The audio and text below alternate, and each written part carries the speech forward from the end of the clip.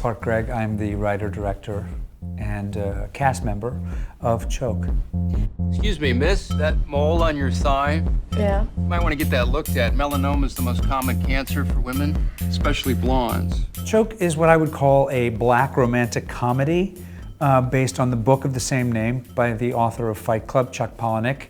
And the main character is Victor Mancini, a sex addict. My name's Victor. Sometimes the best place to start is at the beginning.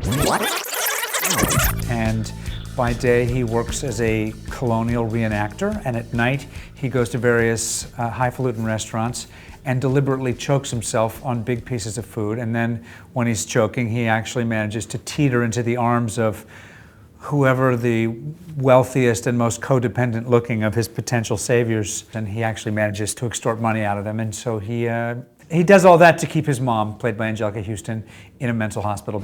She's an amazing woman, your mother. She's getting worse. She never knows who I am anymore. Who am I today? Some guy named Fred. Oh, you'll never change, Fred.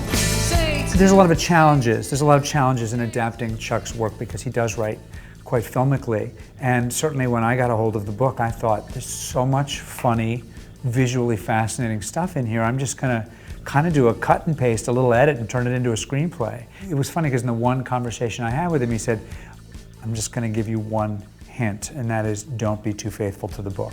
So my first couple drafts were very, very faithful to the book. And the other thing that Choke has, and a lot of them have, is a really interesting, compelling, funny first-person narrator.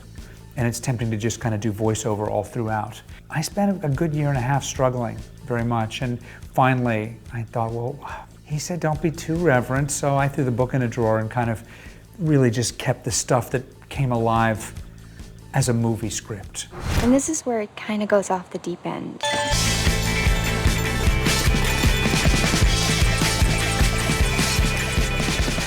This is my sense of humor. It's kind of dark and funny and really irreverent, and then it'll just turn a sudden corner and be really painful and moving. And it wasn't like anything I'd ever read, and yet I kind of felt like I could see it. At the same time, it was naive, because if I didn't have any idea how hard it was going to be to try to make the tone work and to adapt it when I started. And by then I was just so into it and married to it that I had to kind of find my way out of the hole.